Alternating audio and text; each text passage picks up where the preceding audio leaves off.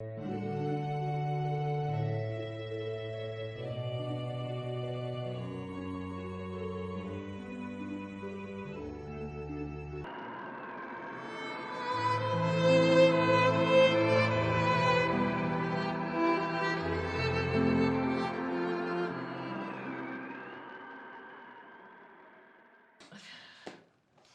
noite, bem-vindos ao nosso Evangelho. Vamos começar com uma canção na página 12. Na estrada da vida seguimos errando, presos ao prazer que nos vai cegando, longe da verdade, caindo choramos, não vemos claro o chão que pisamos. Nós somos teus filhos, Senhor, e em contrição pedimos-te amor, pedimos perdão. Queremos vencer, Senhor, a paz espalhar, como peregrinos para ti caminhar. Na grande subida que a ti conduz, vemos nosso irmão caídos sem luz. Queremos levantá-lo, ajudar sua cruz, ensiná-lo a amar, como fez Jesus. Nós somos teus filhos, Senhor, e em contrição pedimos-te amor, pedimos perdão. Queremos vencer, Senhor, a paz espalhar, como peregrinos para ti caminhar. É longa a jornada, muitos os tormentos, difícil esquecer, calar os lamentos. Estamos tentando mudar de conduta, limar os defeitos, vencer nossa luta. Nós somos teus filhos, Senhor, e em contrição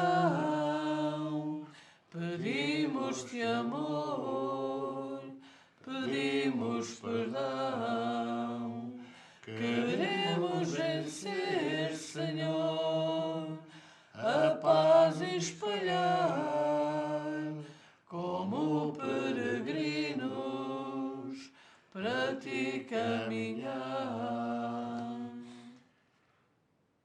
Senhor Jesus, te pedimos a presença dos teus mensageiros, dos nossos irmãos, guias, mentores, protetores, dos nossos familiares encarnados, dos amigos que queiram estar nesta noite connosco, vibrando em conjunto, vibrando por aqueles que sofrem, vibrando pelas famílias em desunião, harmonizando os nossos lares, a serenidade dos nossos espíritos. Seja connosco hoje, nos abençoa o trabalho, o Evangelho que vamos iniciar. Ora, do Evangelho segundo o Espiritismo, no capítulo 8, os itens 14, 15, 16 e 17. É necessário que venha o escândalo, porque os homens, estando em expiação na terra, punem-se a si mesmo pelo contacto com os seus vícios, de que são as primeiras vítimas e cujos inconvenientes acabam por compreender. Depois que tiverem sofrido o mal, procurarão o remédio no bem. A reação a esses vícios serve então, e ao mesmo tempo, de castigo para uns e prova para outros. É assim que Deus faz sair o bem do mal e que os próprios homens utilizam as coisas más ou desagradáveis. Se assim é, dir-se-á, o mal é necessário e durará sempre, pois se viesse a desaparecer, Deus ficaria privado de um poderoso meio de castigar os culpados. É inútil, portanto, procurar melhorar os homens. Mas se não houvesse mais culpados, não haveria necessidade de castigos. Suponhamos a humanidade transformada em homens de bem. Nenhum procuraria fazer o mal ao próximo e todos seriam felizes porque seriam bons. Tal é o estado dos mundos adiantados, de onde o mal foi excluído. Tal será o estado da Terra quando houver progredido suficientemente. Mas enquanto certos mundos avançam, outros se formam, povoados por espíritos primitivos e que servem ainda de morada de exílio e de lugar de expiação para os espíritos imperfeitos, rebeldes, obstinados no mal, rejeitados pelos mundos que se tornaram felizes. Mas ai daquele por quem vier o escândalo. Quer dizer que o mal, sendo sempre o mal, aquele que serviu sem o saber de instrumento para a justiça divina, cujos maus instintos foram utilizados, nem por isso deixou de fazer o mal e deve ser punido. É assim, por exemplo, que um filho ingrato é uma punição ou uma prova para o pai que o suporta, porque esse pai talvez tenha sido um mau filho que fez sofrer o seu pai e que sofre a pena de talião. Mas o filho não será desculpado e deverá ser castigado através dos seus próprios filhos ou de uma outra maneira. Se a tua mão vos é uma causa de escândalo, cortai-a. Figura enérgica que seria absurdo tomar-se ao pé da letra e que significa simplesmente a necessidade de destruir em si toda a causa de escândalo, ou seja, do mal, arrancar do coração todo o sentimento impuro e toda a tendência viciosa. Quer dizer ainda que mais vale para um homem ter uma mão cortada do que esta ser para ele o instrumento de uma má ação, ser privado da vista do que os seus olhos lhe servirem para maus pensamentos. Jesus nada disse de absurdo para quem souber compreender o sentido alegórico e profundo das suas palavras, mas muitas coisas não podem ser compreendidas sem a chave oferecida pelo Espiritismo. A mensagem da semana é do livro Caminho, Verdade e Vida, Psicografia de Chico Xavier, do benfeitor Emmanuel. Vidas sucessivas. Não te maravilhes de te haver dito, necessário vos é nascer de novo. Jesus. João, capítulo 3, versículo 7. A palavra de Jesus a Nicodemos foi suficientemente clara. Desviá-la para interpretações descabidas pode ser compreensível no sacerdócio organizado, atento às injunções da luta humana, mas nunca nos espíritos amantes da verdade legítima. A reencarnação é lei universal. Sem ela, a existência terrena representaria turbilhão de desordem e injustiça. À luz de seus esclarecimentos, entendemos todos os fenómenos dolorosos do caminho. O homem ainda não percebeu toda a extensão da misericórdia divina nos processos de resgate e reajustamento. Entre os homens, o criminoso é enviado a penas cruéis, seja pela condenação à morte ou aos sofrimentos prolongados.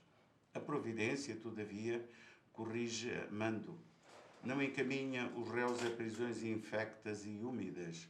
Determina somente que os comparsas de dramas nefastos troquem a vestimenta carnal e voltem ao palco da atividade humana, de modo a redimirem-se uns à frente dos outros. Para a sabedoria magnânima, nem sempre o que errou é um acelerado, como nem sempre a vítima é pura e sincera.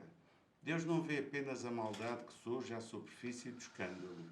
Conhece o mecanismo sombrio de todas as circunstâncias que provocaram um crime. O algoz integral como a vítima integral são desconhecidos do homem.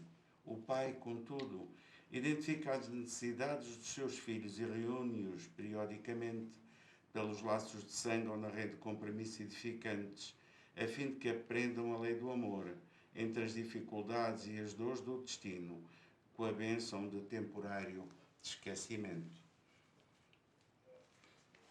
A questão dos escândalos, e vem na sequência de todos os evangelhos anteriores, ou pelo menos dos últimos, é um motivo que nos deve levar a raciocinar e a refletir um pouco mais, porque nem tudo aquilo que parece é, e nem tudo aquilo que nós pensamos que acontece pode justificar qualquer atitude da nossa parte. Eu vou dar um pequeno exemplo de uma história real.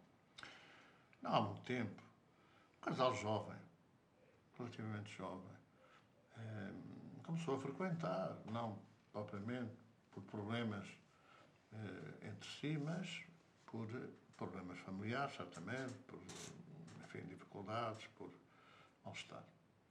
E foram aprendendo que, de facto, o como fizeres acharás, a lei de causa e efeito, a ação dos escândalos, entram muitas vezes na nossa vida e o que diz Jesus é que eles são necessários. E são necessários porquê? Porque de facto, nós precisamos de resgatar os nossos erros, precisamos de nos libertar de determinados hábitos, precisamos de controlar determinadas reações. Então, eles foram ouvindo isso, e a certa altura, é uma coisa que acontece frequentemente, o marido resolveu fazer umas férias, não é? Divertir-se com umas férias, enfim, abandonando um pouco o lar e arranjando uma ligação exterior, que a esposa, enfim, desconfiou e claro, gerou-se ali um grande problema. É claro que aquelas férias foram temporárias, não foram uma licença limitada, como se diz, e o marido voltou ao lar. Voltou ao lar e nesse debate entre eles para encontrar, digamos assim, as culpas ou as atenuantes para o ato, ele foi muito sereno e tranquilo, dizendo: pois, mulher, o que querias? Ainda te ajudei. Não é assim que aprendeste que os escândalos são necessários? Então é verdade que foi um escândalo que eu provoquei, mas até te ajudei a libertar dos teus problemas passados. É curioso, não é? Que as coisas se justifiquem desta maneira, às vezes, para nos libertarmos de algum peso de consciência. Não é obrigatório que sejamos nós os instrumentos do escândalo. Mas é assim, pois a pessoa sofreu, porque precisava de sofrer, eu fiz então um favor, que fui o ator do sofrimento e agora, pronto, já sofreu, já pagou a sua dívida. Não é por quem vem o escândalo? Por quem vem o escândalo? Nós não precisamos de ser os interventores nisto. E temos que ter cuidado, aqueles que temos alguns conhecimentos da doutrina espírita, temos que ter cuidado nisso. Porque, sendo embora os escândalos necessários, que não sejam por nosso intermédio. Porque então estaríamos quase que, digamos assim, a cometer erros, não é? Sem nos lembrarmos que eles voltam para o nosso caminho e lembramos apenas daquilo que é a justificação e a desculpa. Fizemos um favor, pronto, ajudamos a pessoa a resgatar o seu erro, mas o sofrimento não pode deixar de ter volta, de ter regresso a quem o produziu. Então é preciso que nós tenhamos nisto algum cuidado nesta análise. Por outro lado, ao falarmos aqui, ouvimos falar aqui de castigo. Bom, Deus não castiga ninguém. Permite que o castigo digamos assim, seja levado a cabo ou aconteça, porque é uma dádiva de amor se nós não resgatarmos os nossos erros. Se nós não tivermos uma oportunidade de receber de volta aquilo que a gente fez, nós não resgatamos os erros. Então, é a lei que estabelece que, de facto, temos que pagar, temos que resgatar. Os escândalos que produzimos nos outros têm que vir ao nosso socorro, porque é um socorro, é uma oportunidade que a gente tem de sentir o sofrimento que provocou no outro. E então é necessário compreender estas questões, É um castigo, pois para quem sofre é um castigo, mas é um castigo que nos impusemos a nós próprios. E sempre que Deus está dentro de nós, naturalmente, que é um julgamento consciencial. E esse julgamento consciencial é que nos impõe a necessidade de mudar, a necessidade de resgatar. Mas estamos em condições já de dizer, bom, eu fiz este erro, não volto a fazer. O pressuposto é esse. E agora, Senhor, o que eu faço? Agora não volto a fazer. Essa é que é a grande orientação. Não é, agora não volto a fazer, para a semana volta cá que eu perdoo-te. Não era essa questão. Não. É não voltar mesmo a fazer. Não voltar a fazer. E nós, à medida que vamos conhecendo a doutrina espírita e compreendendo melhor o seu Evangelho de Jesus, naturalmente temos a obrigação de pensar que podemos ser instrumentos do escândalo para os outros, mas isso reverterá em nosso benefício no futuro, voltando aquilo que nós fizemos a acontecer na nossa vida. Vamos refletir. É necessário o escândalo, mas não sejamos nós os autores desse escândalo. Só aqui um comentário àquilo que diz aqui. Portanto, eles falam que existem, portanto, que estes escândalos são necessários porque nós ainda somos muito imperfeitos, não é? E que à medida que a Terra vai evoluindo, à medida que que os espíritos vão evoluindo, que esses escândalos vão deixar de ser necessários, mas que existem também mundos primitivos, onde os escândalos que vão evoluir para mundos de expiação e provas, e os escândalos vão continuar a ser necessários. Portanto, isto quer dizer que efetivamente Deus está em constante criação. Quer dizer que isto é todo um processo evolutivo, e que a Terra vai subir de plano, mas que existem mundos primitivos que vão subir de plano, e que Deus está constantemente a criar mundos e espíritos. A criação é de toda a eternidade, não é? E, portanto, não termina. É assim, os homens dizem muitas vezes estão a descobrir, quer dizer, inventar novos planetas e tal. E o que acontece é que, de facto, a ciência está a descobrir aquilo que já existe e ainda não a conseguiram atingir. Não há muito tempo foi descoberto um outro planeta no sistema solar. Bom, é claro que foi criado, houve algum cientista que disse assim, deixa-me agora aqui produzir aqui uma materialização ou uma transformação de qualquer cometa e daí sai para aí um outro planeta. Não, o que acontece é que nesta imensidade, pois os homens estão a descobrir, como estão a descobrir a lei, como vão descobrindo a lei. Naturalmente que Deus não parou de criar e a evolução é de acordo com uma lei que é imutável. Muitas vezes pensam as pessoas que Deus pode alterar a lei em nosso benefício ou para nos conceder alguma graça. Não, a lei existe para toda a gente. Não existe só para alguns e depois para outros é uma lei diferente. E a lei é uma lei que prevê a evolução, que prevê sempre um movimento ascendente dos espíritos de criação de Deus possam chegar até à perfeição, ou como disse Jesus, até à condição de Deus. Mas é evidente que é a lei que existe, não são espíritos que andam a fazer o mal, um grupo demoníaco, anda aí uma falange a fazer o mal, quando deixa de poder fazer o mal na Terra vai fazer o mal noutro planeta, quando deixa de fazer o mal nesse planeta vai fazer noutro planeta, e são os mesmos que andam sempre nisto. Não, tudo resulta, de facto, da pouca evolução espiritual e do atraso até espiritual, que nós às vezes alimentamos a nós próprios, adiando, lá está, adiando uma marcha ascensional para Deus. Mas a criação é perpétua, é eterna, não podemos sequer imaginar como é que isso se passa, porque não podemos entrar naquilo que é Deus, embora alguns apaixonados da teologia achem que têm capacidade para estudar Deus, mas nós não temos capacidade para estudar Deus. Deus quer dizer, é um poder pensante, um poder atuante, como dizia Einstein, ou é a causa primeira, a inteligência suprema, a causa primeira de todas as coisas, como diz a doutrina espírita. Nós não podemos chegar lá, nem tão pouco. Quando chegarmos à perfeição, à condição de Deus, como Jesus falava, nós não podemos entrar na essência de Deus. Não conseguimos imaginar isso. Porque então seríamos iguais a Deus. Isso não é possível. Agora, que é necessário refletir, ponderar, analisar, para que nós nos possamos transformar intimamente e evoluir, isso é fundamental. E, portanto, a justiça funciona assim. Os primitivos estão também a evoluir, estão também a errar, estão também a cair, estão também os espíritos primitivos. Naturalmente que a lei prevê que eles possam usar os mesmos mecanismos que nós já usamos, as mesmas oportunidades que nós já tivemos. E, portanto, irão a ter eles sempre numa marcha ascensional para Deus. Vamos então agora parar um bocadinho para nos dirigirmos em pensamento a outras paragens. Daqui a pouco, quando estiverem terminado o Evangelho, podem continuar a conversa com os filhos, da família, sobre este tema. Mas agora vamos pensar que há tantas famílias em sofrimento, há tantas famílias desestruturadas, há tantas famílias em destruição em si. Vamos pensar em todas elas. Vamos projetar a nossa energia de amor, de paz, que as falanges de Jesus, as suas falanges socorristas, possam levar com elas esta energia, estes fluidos, estas vibrações. Gostaríamos que, no nosso caso, nos fizessem o mesmo. Senhor, toma a nossa oferta, e esta noite, se for possível, que os nossos irmãos, essas famílias desestruturadas, possam receber a nossa ajuda, as nossas vibrações fraternas.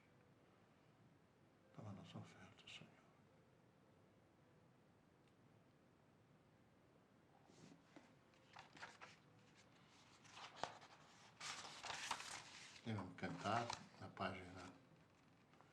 41.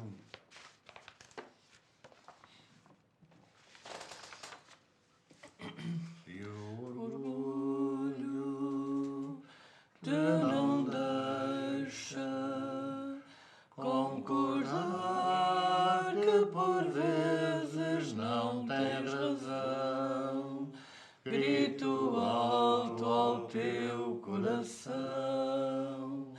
Vamos, irmão, ergue a tua cruz, sigamos juntos rumo ao Senhor.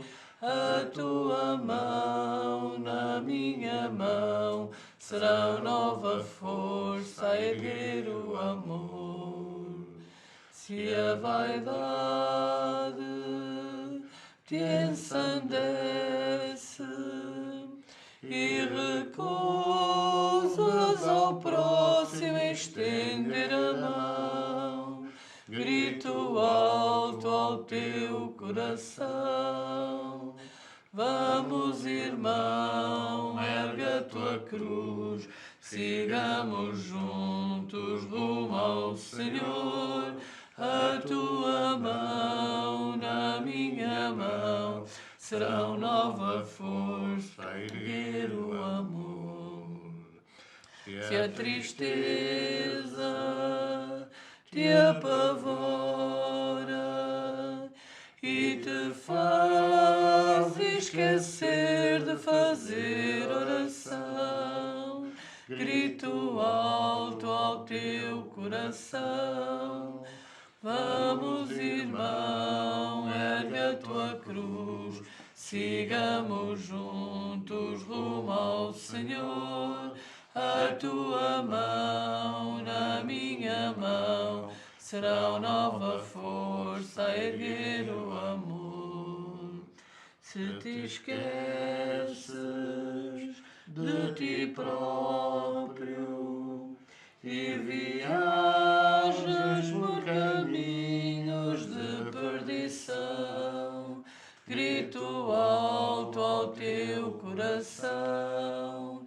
Vamos, irmão, ergue a tua cruz, sigamos juntos rumo ao Senhor. A tua mão na minha mão será nova força a erguer o amor.